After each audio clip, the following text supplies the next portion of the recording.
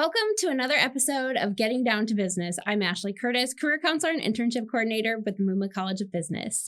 And I'm Jill Brown, Academic and Career Advisor. And we are your hosts for this career podcast, connecting students to leadership opportunities, to employers, and hopefully discovering some unique insights into different industries.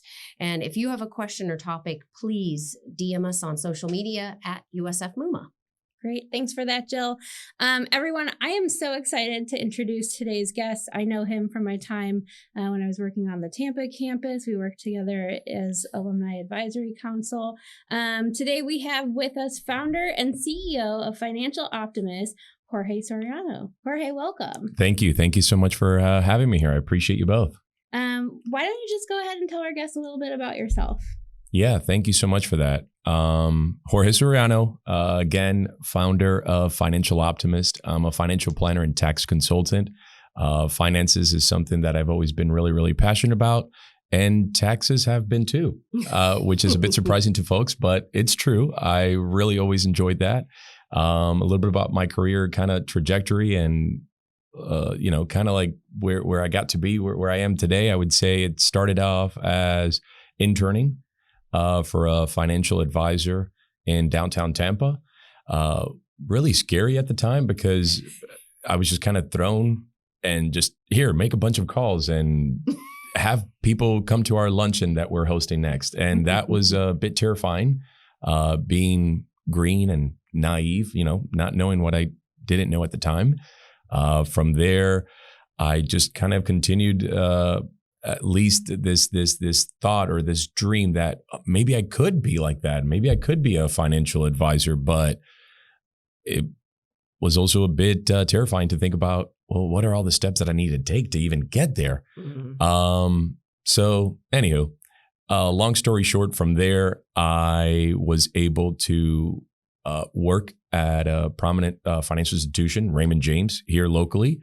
And it was actually through being part of the corporate mentor program and being part of, being engaged at USF and with a lot of the different opportunities that I was involved in, that gave me eventually that opportunity to intern at Raymond James. Mm-hmm. And that was more of a support role. It was more behind the scenes, but it gave me a good of a framework as far as the processes and the different type of services that the financial planning industry was doing at the time. But I knew I wanted to be more client facing. I just, again, didn't know how to get there. It wasn't until maybe 3-4 years after working at Raymond James again in that support role that I eventually got an opportunity to work as a banker with JP Morgan. And at JP Morgan, I was able to get what I needed, which is that client-facing structure that allowed me to, again, develop my interpersonal skills a little bit more. It allowed me to speak a little bit better in front of people, which ultimately led me to, after just 1 year of tenure in that role, to go into the financial advisor role at JP Morgan. And it was from there that I basically continued to learn the trade. From there, I was able to just focus on continued education. I was able to get my certified financial planner designation. And from there, I basically was trying to figure out my next moves, trying to figure out what I really wanted to do. And I knew that deep down inside, I wanted to be a business owner. Again, the ongoing take here is that I just didn't know what to do. and I just kind of continued to coast, honestly, while I figured out my next moves. And I was given an opportunity with the local credit union here in Tampa. I took that opportunity. And then eventually, after a few years with that local company, I decided it was time. I didn't have excuses anymore. Like the excuses that piled on earlier in my career, the fact that I had lack of experience, that was checked off. The fact that I had lack of resources financially, that was checked off as I was continuing to save and save for the impending doom of, am I even going to make it? Right? So those excuses just kind of checked off. And then eventually I decided, all right, it's time. And I opened doors in 2021 with actually a different name. At the time, it was Financial Planning for Good. And I'll kind of get into that later, but it's now Financial Optimist. I love it. We rebranded. But that is a bit of the career trajectory into where I am at today. Well, this is so many topics that we really do want to dive into deeper, especially like the internship, the mentoring program. Yeah. So we are definitely going to ask further and dig further into those questions. Yeah, let's go all in. All right. All right. Before we do that, we'd like to do a little rapid fire game with you to get to know you a little better. All right. Sure. So would you rather see the future or change the past? Oh, change the past. No, that's not my answer. I'm just saying change the past. How many things would I change? Yes, I would change quite a lot. But no, I will not change anything. I am good where I'm at. I feel extremely privileged and so fortunate. And I just think things have a way of playing out in a way that they just make it work. Right. And with good resilience, good resilience is just a proven track record of things will work out the way they're meant to be. So, for me, it would be looking at the future. Hopefully get those lottery winning ticket numbers. And once I do, I guess I'm set. Yeah. So that's my answer. Okay. Very cool. Next is, would you rather explore locally or vacation internationally? Internationally, for sure. I feel like I've done a great way of exploring locally already. So that's already checked off. My wife and I, we joke that we sometimes are tourists in our own cities, or at least we act like it. Yeah. And that makes it to do like little fun getaways, even here locally. And I think everybody should do that. There's a lot of things that St. Pete has, a lot of things that Tampa has. So there's go always out there new and things explore. Popping up, new restaurants, new avenues to try. I mean, it's never ending. Yes, I love it. Yes. But the answer is 100% international because there is so much out there to see. Yeah. And as an avid travel reward enthusiast that enjoys, using points to travel abroad and travel all over the world, there's just so much to see. So I'm going to continue that as my go-to. Like it. All right. Last one. Plants or pets? Plants. That one's an easy one. I'll tell you why. So I have a newborn. She is 13 months old. Every time we take a stroll down our neighborhood, she absolutely lights up. I'm not kidding. She makes this, like, I'm going to make the noise. And she is just all over the place every time she sees a dog. And I am sorry to disappoint her. In the future, I absolutely will disappoint her. And for those that are viewing or even listening to this podcast, I promise you, I will not cave in because I don't want pets. I don't want pets. Here's the thing. Who has the most say in the family? Does your wife? She does, but luckily she is in the same. 100%. This is a daughter. I wear the pants, but she wears the belt, and that's what keeps the pants, up and steady. Anywho, one of the things that I would say about pets is I love them. I absolutely love pets. I will gladly take your dog or cat if you need any help temporarily. Just a good old, 3 days, 4 days, and I will then give them back to you. That's what people say about children as well, Right. But children, in this case, I will gladly keep my beautiful daughter. But your pets, I will just do a bit of dog sit, and that's about it. We'll take that. Plant lovers are just... So I'll go with the plants, even though unfortunately I'm still working on the green thumb. Okay.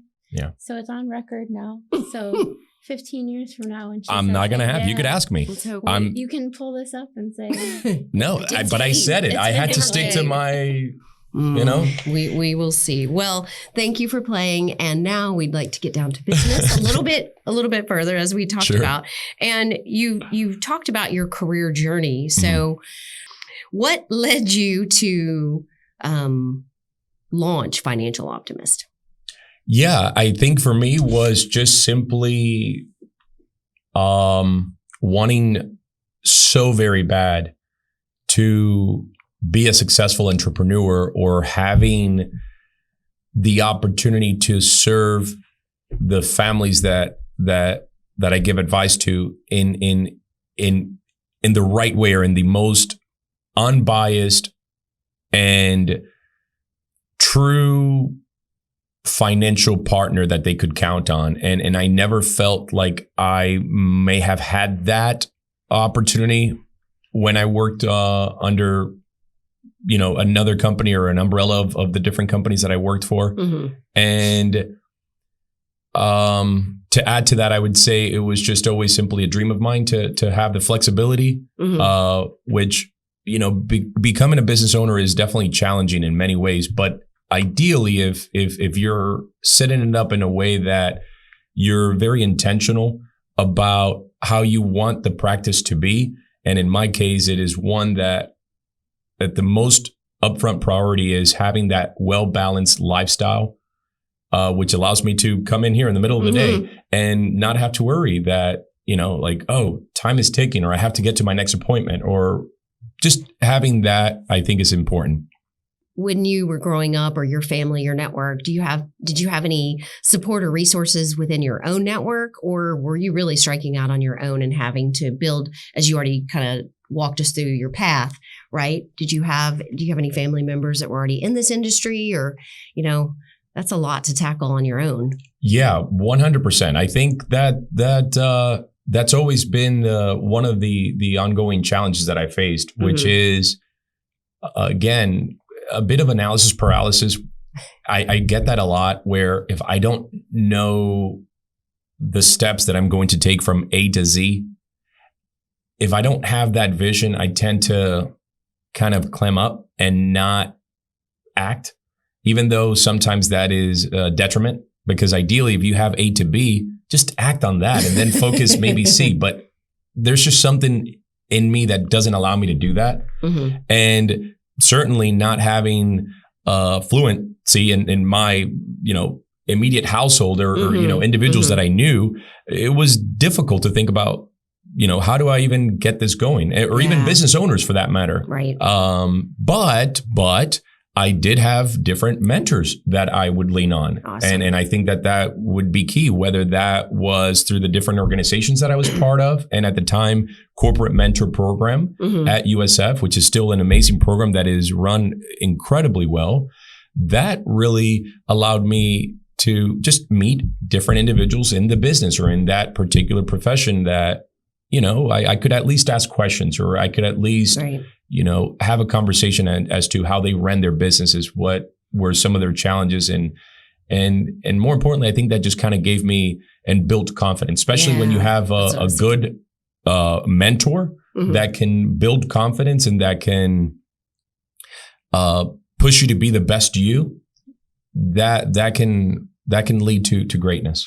Because many students they're not following on the heels of someone else either, like yourself. And so I think it's nice to hear, and then how to find the resources, how to find connections that can help you grow professionally and also towards your goals. So thank you. And lastly, because this is coming, as I'm thinking about this, one of the biggest things that changed my trajectory, and this is unfortunately doesn't have to do with USF, but, well, in many ways it does, because USF at least prepares you, or at least, again, the different types of alumni engagements that I did, or even the different types of networks that I joined, it did give me the opportunity to continue to move forward. And what I mean by that is, one thing that I was able to do is that I was able to join different conferences. And I think that is incredibly valuable. So if you have a particular field that you love, or if you have a passion that you want to hopefully have these skills that you're developing, or maybe you're naturally gifted at a particular skill set that you have, and you're wanting to get to that next phase of, well, how can I put my passion and skill sets and make money out of it? And whatever that profession may be, I highly, highly encourage you to bet on yourself. And sometimes, unfortunately, that may mean actually paying for things out of your own pocket, because maybe your current company is not, aware, or even they wouldn't want to pay for you to be a completely different career. My point is that I took the initiative to purchase the conference ticket, the flight, the hotel. And even though that was an investment and it was a bit costly, I knew that if I would show up to this conference and I would shake the right hands, that would lead me hopefully one step closer to my ultimate goal. And this particular conference was basically a conference of other like-minded individuals that were trying to become business owners, that were trying to understand the steps that one would have to take to become a financial planner and be an independent owner, especially what I wanted to be, again, which was having a lifestyle practice, a one-person shop, which is really scary. But that's what I wanted. I just wanted to have myself and I, no employees, no additional associates, just simply myself.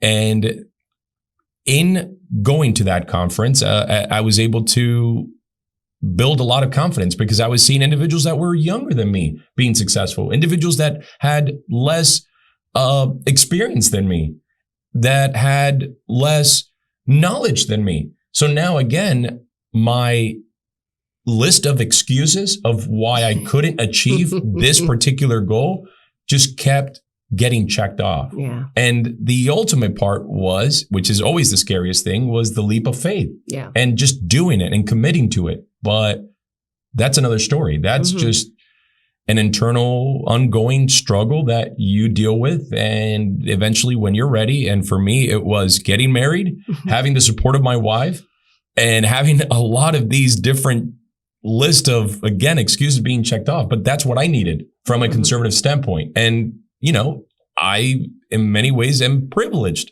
because not a lot of people have those same different trajectories, but that's what I needed. And thankfully it worked out for me. Jorge, I kind of want to rewind a little bit. We're talking about like how you got to where you were at and your journey so far. But at the start of our conversation, you shared with us that you've had several roles between Raymond James, JP Morgan Chase.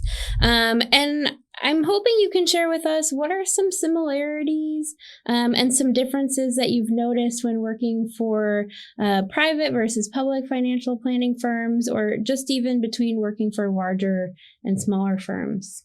Yeah, that's a good question. I would say overall, the similarities are going to be that, you know, every firm and every individual, whether it be small, large, private, public, ideally cares for the client and wants to do the best things for the clients that they're serving and the families that they help and guide. The differences between a private firm or a public firm or a larger firm and again, a smaller firm, I would say, is smaller firms such as what I am, which is what I'm considered an independent registered investment advisory firm. And it's just me, right? A one-person shop. It allows me to be more niche focused with the clients that I serve versus if I were to be employed by a larger corporation. The truth is you have to please your higher ups. And the way that you please your higher ups is by bringing in revenue, you know, being a profitable center, rightly so. But sometimes that means that in order to have the highest revenues, that you have to be accepting of all, which is good. But sometimes all the different types of families that you're accepting in may not really fit with the niche that you're wanting to focus on, or maybe doesn't fit with your own personality, or it doesn't fit with your own values. And sometimes that can have a bit of an internal struggle inside of you if you're essentially helping someone or trying to guide someone that you really maybe don't like. So that honestly comes to mind. And being a business owner, I'm able to, you know, pick the families that I serve. Just as you're able to pick me as a financial planner, I'm able to do the same. So I think that that's a real life example of the differences. I would also say a big difference is, at least for when I started my firm, is that the way that I get paid is a little different than the normal way of getting paid as a financial planner in a bigger firm. The industry as a whole is one that you either get charged commissions or you get charged assets under management. And maybe this is a little bit more information than you like to know, but what I'm getting at is that's the way of doing things, and that's just the standard. While I chose to do something a little different, I just get paid on an hourly rate, and you are paying me for my time, not the assets under management or the assets that you're bringing in. It's just a flat rate. And I think that that is a more inclusive and much more unbiased way that avoids conflicts of interest. But that is just my personal opinion. Yeah. One of the things as you were talking that I want to add on to is, so typically when Jill and I meet with students, I think a common question that we get is, do I benefit more for an internship with a small firm or a larger firm? And I'm curious your take on, based on your experiences, what benefits are there for internships if a student goes the larger firm route versus, again, that smaller firm? That is such an awesome question. On the daily. That's great. That's great. I think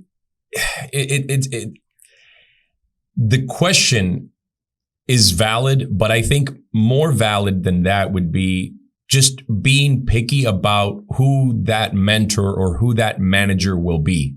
And that manager or that individual that is giving you guidance, whether it be on the large scale firm or the much, much smaller firm, if they're actually taking the time to giving you guidance and they're taking the time to answer your questions, because in the beginning, ideally, you're hungry. You're hungry for knowledge. You're just wanting to learn. You're naive. You're green. You're wanting to, again, just explore and want to understand these opportunities.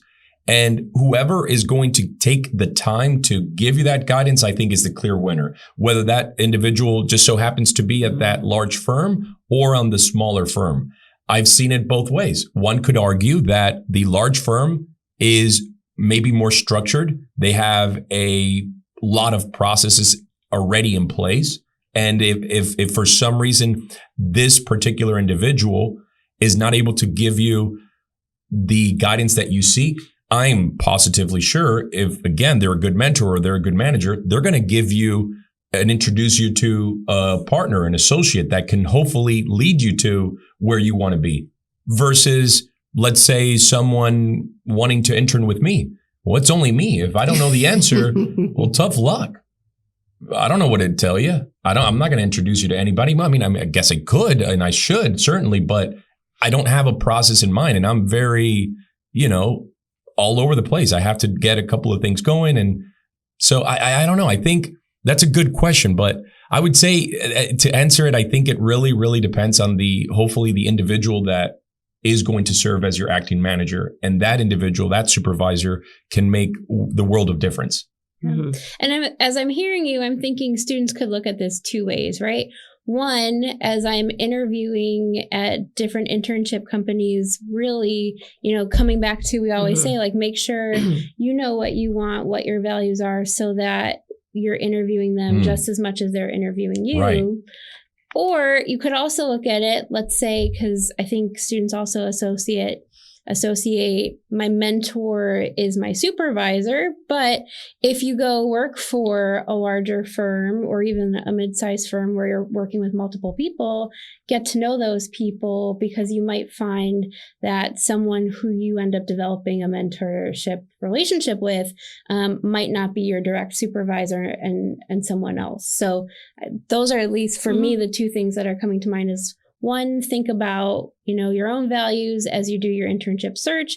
And then two, once you're inside an internship, regardless of who your supervisor is, make those connections so that you're getting to develop those positive relationships. Yeah, absolutely. Self-reflection is key here. Understanding what is it that you want. And sometimes that's easier said than done, because in the beginning, maybe it's about chasing the money, or maybe it's about, okay, how do I just start paying off these student loans? I don't have time to focus on all of these next steps. And, it's a bit of a game of of your career path, right? Mhm. But just if you're genuine and if you're an individual that is hungry to learn, and ideally you're able to focus on what is it that you are interested in, what is it that you want to continue to explore, and maybe what comes naturally to you.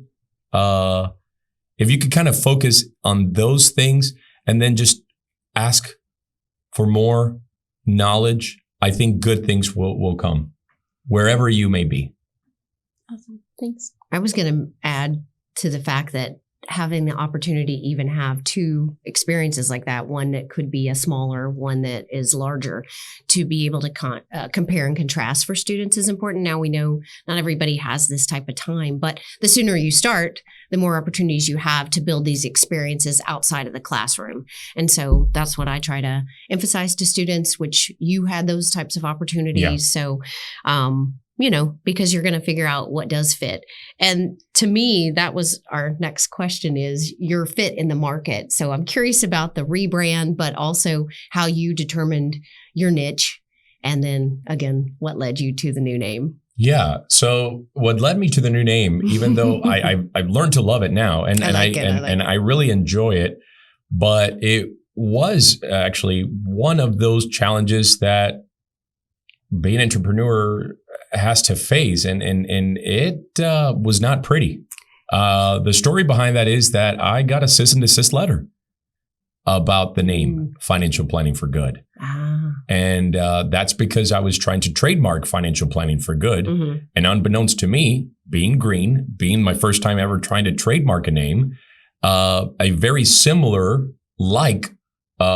firm was out there with a similar name. And as soon as they caught whiff that I was trying to trademark that, I got a letter from their attorney telling me, hey, you really shouldn't do that. And we don't like what you're doing.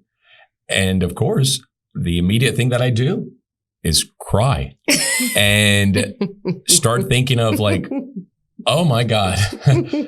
I dedicated so much time, so much energy, so much thought to the name, to the core values. I even had an acronym of GOOD. Okay. So much. And now I'm thinking like, oh my God, this time is wasted, pretty much. But no, it wasn't. It's still a good learning opportunity. It's how you come out ahead. So, I have to pivot. You have to pivot.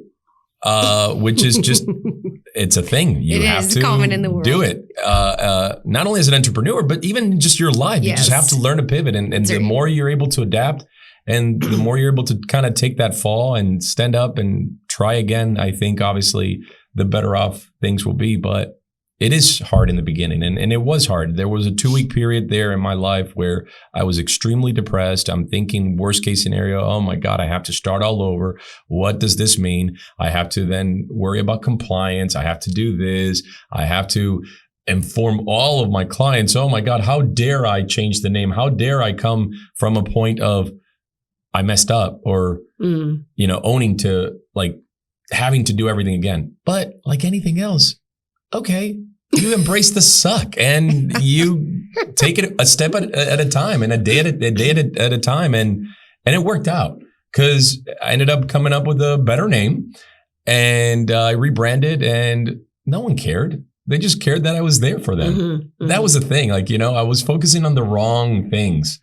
And anyways, it was Financial Planning for Good. But now it's Financial Optimist. And I'm glad how it all turned out.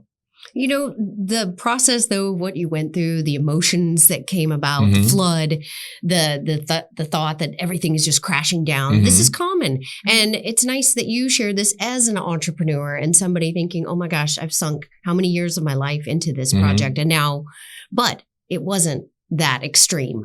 No. But it's important to express those emotions, get them out there, process, and then regroup to say, okay, hold up. Here's what I need to do. Boom, boom, boom. Set your checklist again and start ticking things off. And it sounds like you were able to do that. And again, your clients, they care about you and the service you provide. Right. And it's not like again, now if let's say I had a bunch of employees and I wanted this grand vision of growing and being the next Raymond James, which I absolutely do not. Again, I just for the most part, it's going to be me, myself, and I. Hopefully, even my kids. I would hope one day, but if not that route, I'm not going to force them. We're not going to get into a succession issue here. I don't know if you guys are fans of the show. It's fantastic, but yeah, I would say it's just me, myself, and I. So at the end of the day, who cares what the name of the firm is? Really? Yeah, it doesn't matter. And I didn't have that perspective. It's easier to laugh about it now for sure. I want to come back to, you've talked about experiences. You touched briefly on internships that you've had. Can you talk to us a little bit about how those internships have prepared you for where you're at now? Yeah, internships are certainly invaluable. They're priceless because, you are able to learn the trade, ideally from a standpoint of the business owner or the team that you're with. And it's certainly great if they're paid, but if they're not paid, they're still priceless because it teaches you to just understand the services out there and just kind of understand whether you choose to go the route that they were going or you choose to take a left turn like I did and go a little bit different turn. But either way, yes, they're invaluable. For me, I started my internship again back in the day when the financial crisis was going on in 2008, and it just kind of gave me a perspective into the world of finances because, again, coming from a poor income family, I never really had that, but with the internship that I had, which at the time was unpaid, it just allowed me to understand that world a little bit better. From there on, I had another internship. This time it was paid, and thankfully that actually led to my full-time job at Raymond James. So that's certainly invaluable. The fact that ideally, if you do good enough, or if you prove yourself, or if everything aligns and they're having an opportunity, that could hopefully lead to a full-time job. And, certainly in the beginning, money is important while you're trying to focus on paying everybody that you lent from, like your student loans or credit cards, your car loans, etc. So internships are wonderful, 100%. Yeah, that's huge. I mean, I think,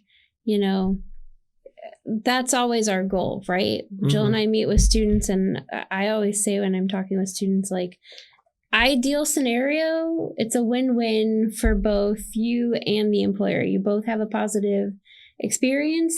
They come back and say, hey, we liked having you. We want to bring you on full-time, right? And, I think to Jill's point earlier, I always say, I think I've been coined for saying internships are like ice cream, I like that. Tell me more. I love ice cream. I know. Chocolate chip mint, strawberry, right?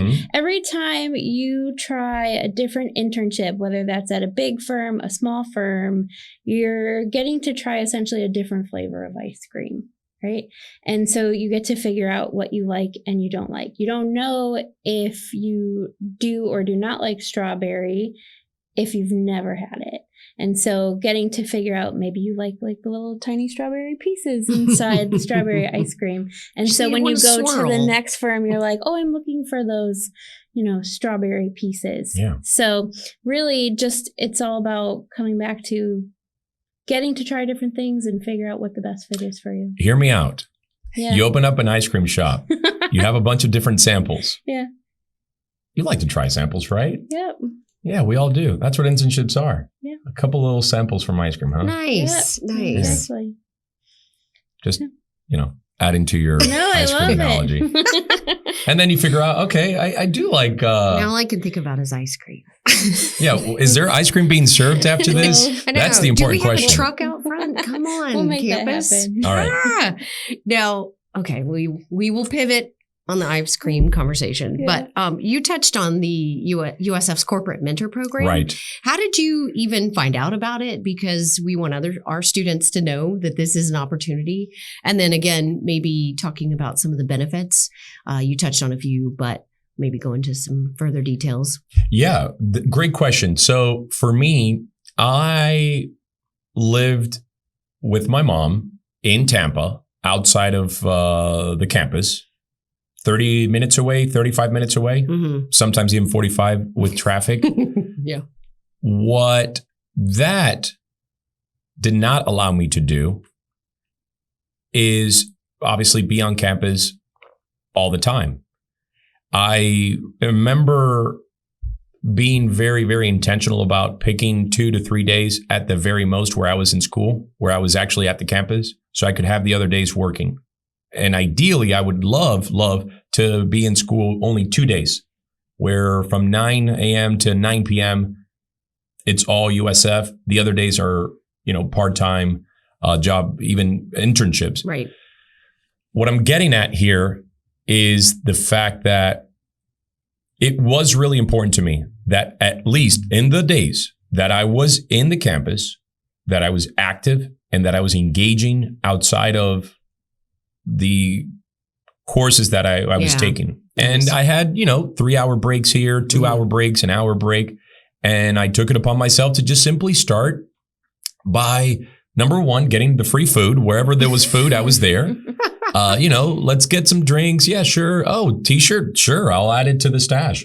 My point is, USF still does a great job at that, where they, want to make sure that you're engaging. And number one way to have the students engage is giving them free food and giving them like freebies and things like that. So I was there. I was taking advantage of that.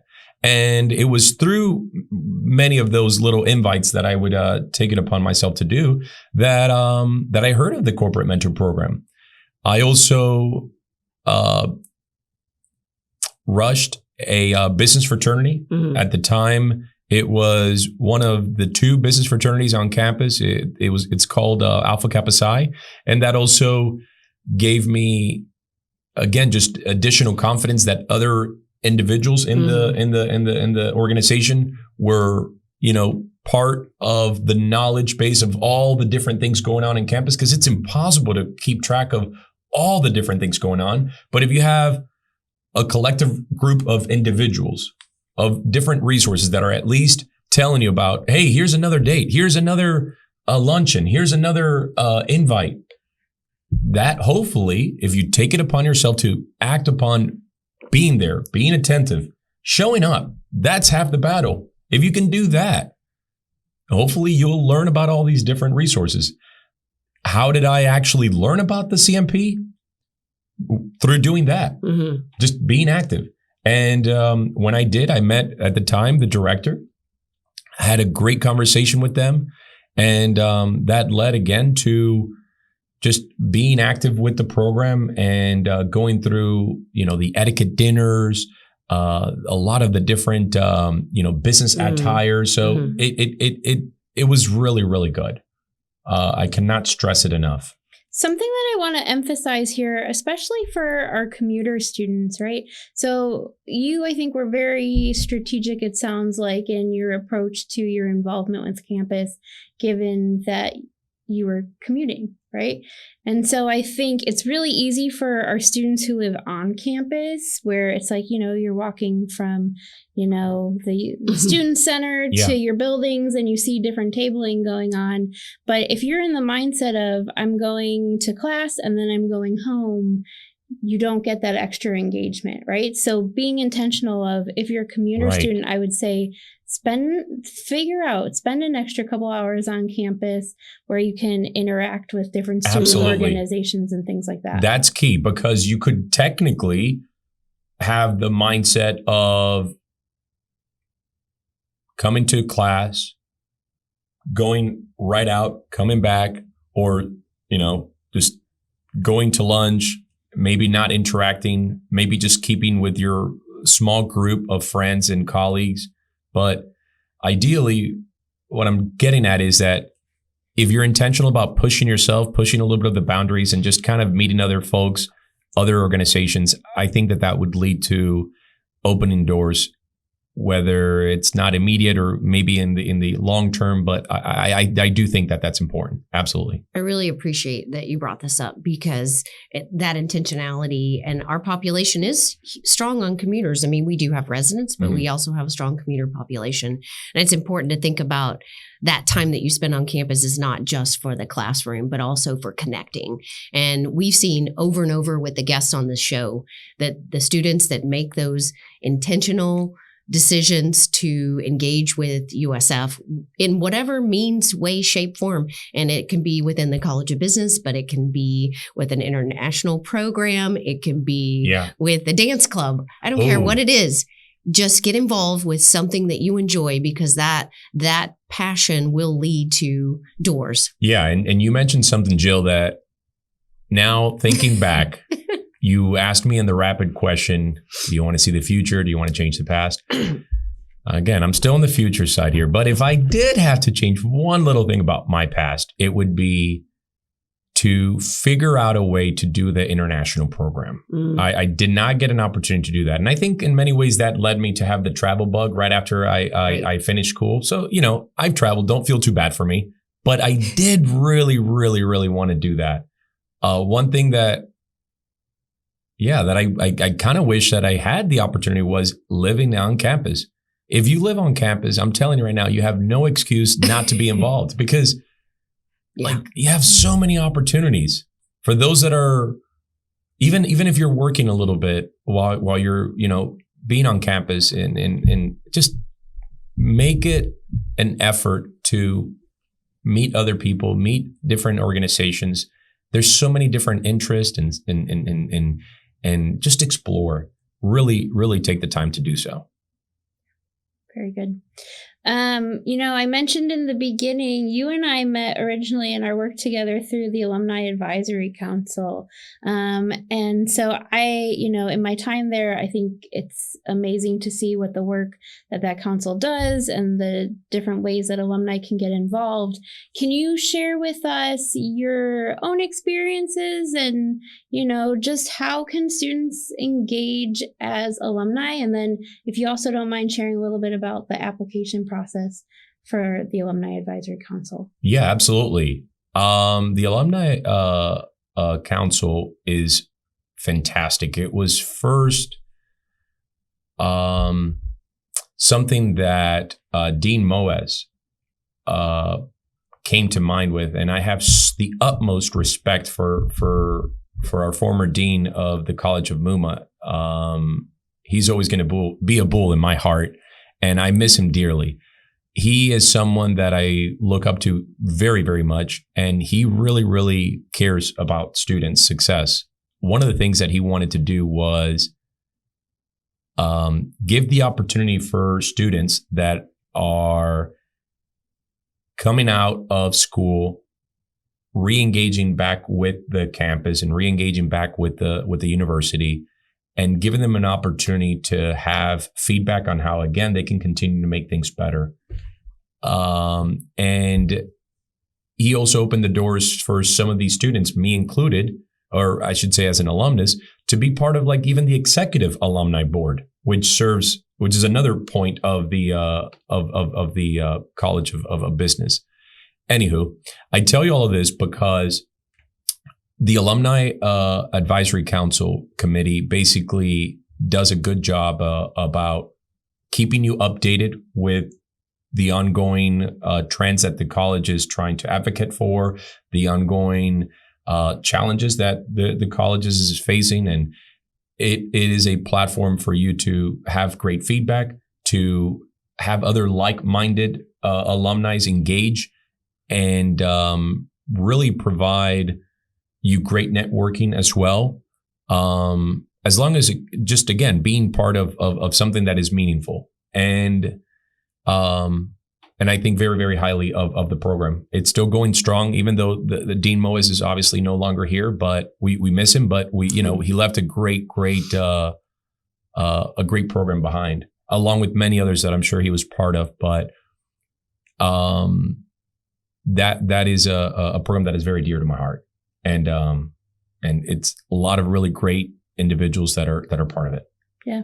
And the application process, so is there a specific time where alumni can join, or is it ongoing? Yeah, it's an ongoing recruitment process. The first thing that I normally tell folks, if they're interested in giving back and they're part of maybe the business college, and you know, now they're either trying to give back, whether it be with their money or just simply their time of being a mentor, etc. Is I would normally send them the bylaws so they have good expectations of, well, this is what it's all about. This is your time commitment. This is your, you know, monetarily commitment if there is such. And if after they read the bylaws, they will then fill out a 1-page business application, which will then be sent to our recruiting chair. His name is Gain Hayes. Gaines is a fantastic individual, and he is in charge of basically putting those individuals that want to be part of the alumni council in front of the chairs, and then you really do get handpicked, which is pretty great. And the individuals are across the board, whether it be individuals that are just graduated last year or individuals that graduated maybe 10 years ago. But it does tend to be on the younger demographic. Yeah, awesome. Thank you.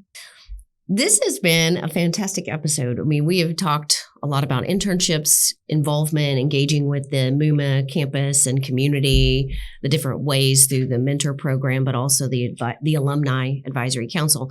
Have we missed anything? Anything you want to share with our listeners that we haven't covered? Just if I could just recap a couple of the tips that I mentioned earlier, as I kind of just think about what we talked about is be intentional, show up, find out what you're passionate, what your skill sets are. And if you can be a little extra hungry for knowledge and giving your time and giving back, I think good things will come. I really do. Excellent. That's great. Jorge, thank you for being here with us. Yes. Before we close out, we always ask our guests 2 final questions. Okay. So the first question I have for you is, if you were to go back and give advice to your college self, so this is that moment that allows you to go into the past, what advice would you give yourself? Okay. I will give myself a little pat in the back and tell myself, hey, you're doing great. Keep it up. If you continue to do what you're doing, good things will come, and continue to believe in yourself. Trust your instincts. They are there for a reason. And remember that one of the most important things you will do is picking your partner, whomever that may be, and whatever that may look like. But picking your partner can have a very deep impact on your level of happiness. All right. Great. And would you mind if students may want to bend your ear a little bit about your path, and if they've heard this and they maybe want some help or trying to figure some things out, how could they connect with you? Yeah, absolutely. I really, really, really mean this when I say it. It's not just for good PR or whatever. I do love to give back, more so my time than my money. I'll say that.